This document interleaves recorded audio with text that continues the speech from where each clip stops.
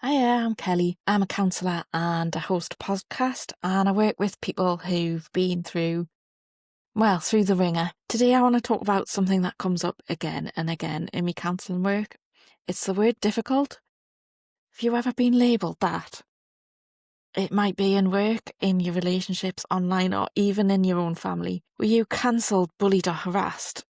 Not because you were cruel or wrong or even unstable, but just simply because you just didn't fit the mould.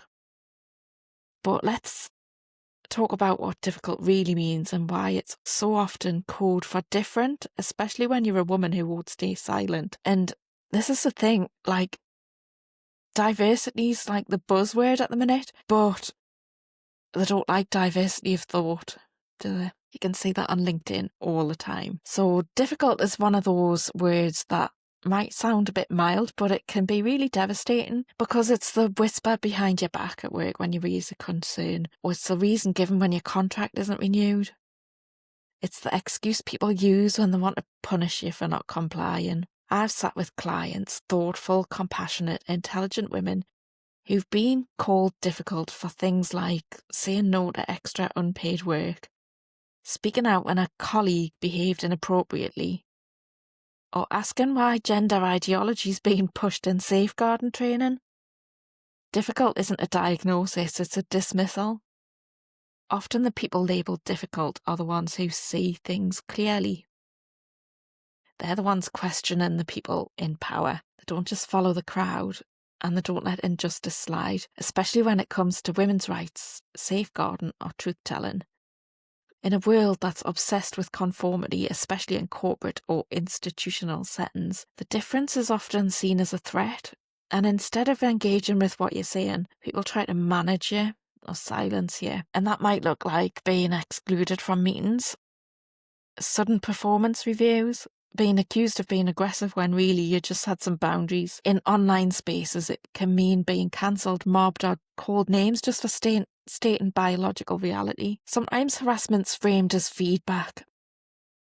And I want to talk for a moment about a pattern that I see quite often, where bullying and harassment are just disguised as constructive feedback. So you might be told that you're too opinionated, you're not a team player, that you make people uncomfortable, but you haven't done anything wrong, you've just been yourself. And it's in an environment that doesn't tolerate difference, particularly in Pride Month at the minute. I'm seeing signs everywhere, be yourself, be you, except when I am myself and when strong women are being themselves, they get attacked and bullied and harassed. It's really brutal when it happens in care or education or counselling fields, because we're told to be authentic, and then when we are, we're punished for it because we don't go along with the groupthink.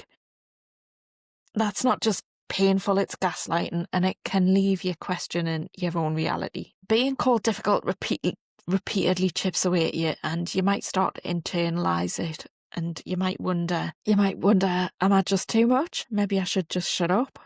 What if I am the problem? But what if you were never difficult? What if you were just different in the best, most necessary way? Maybe you were the canary in the coal mine. Maybe you were the one willing to tell the truth. And maybe they didn't want the truth, they wanted obedience. That's definitely what they want, isn't it? They just want you to go along with what they're saying. So what do you do when you've been labelled, bullied or pushed out for being who you are? You need to reclaim the narrative. Counselling can help you sort through what happened, what's true, what's projection from other people. We'll work together to rebuild your confidence, challenge internalised shame, recognise the strength that it took to stay true to yourself even under pressure. And it's there to remind you that your voice, your view and your very presence matters. You weren't difficult, you were awake, and awake people make others feel uncomfortable. But that's not your problem. So if you've been called difficult, if you've been cancelled, bullied or pushed to the margins for being different, I want you to know that there's nothing wrong with you. Counselling can be space to grieve, to process and find your footing again. And if this speaks to you, reach out. I offer one-to-one counselling sessions, and I also talk about these issues on my podcast. So I'm looking for guests as well. If you want to come on and share your story, your experience on my podcast, I'd love to have you on. And if you're a bit shy, and you'd rather speak in private, then I've got my counselling sessions. And, you don't have to be like really, really depressed to come for counselling. It can just be to get a little bit of extra support. And strong women deserve support, not punishment. The difference that you make, it's not a flaw. It's often the first sign of integrity. So thanks for listening. And remember, you're not difficult. You're just done pretending.